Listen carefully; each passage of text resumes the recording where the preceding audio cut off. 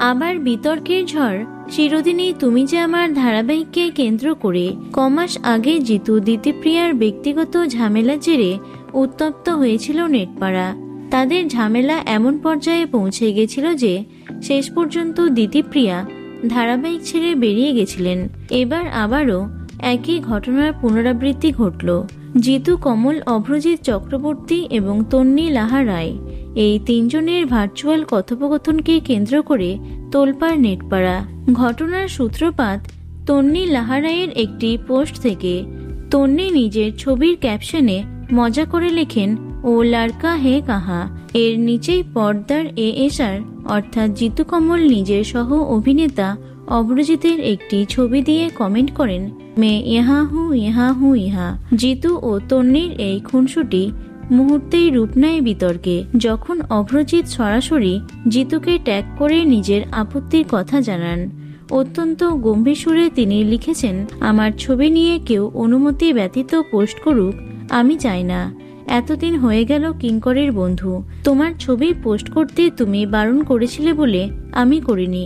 তার জন্য অনেক কমেন্ট শুনেছি, কিন্তু আমার অনুমতি ছাড়া তুমি এটা করতে পারো না। সম্মান রাখো, কারণ তন্নি একটা মেয়ে।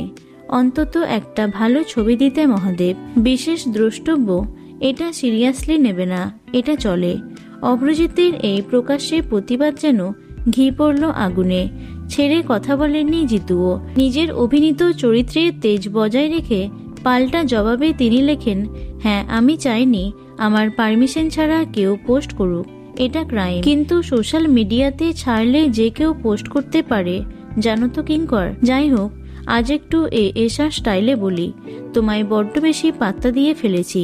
আমি তো তোমায় পার্সোনালি বলেছিলাম কিঙ্কর, তুমি সোশ্যালি করলে তুমিও তো পার্সোনালি বলতে পারতে, তাই না? বিষয়টিকে অনেকে মজার ছলে নিলেও এটা কিন্তু আদতে কোনো মজা নয়, বরং সুকৌশলে একে অপরকে জনসমক্ষে ছোট করার চেষ্টা মাত্র। কারণ এরপরেও কিঙ্কর অভ্রজিৎকে আরও কিছু পোস্ট করতে দেখা যায়। তিনি লিখেছেন, মনের ভাব প্রকাশে এত আক্রমণ কেন? ভুল বুঝলেন, অন্য বিষয়ে লেখা।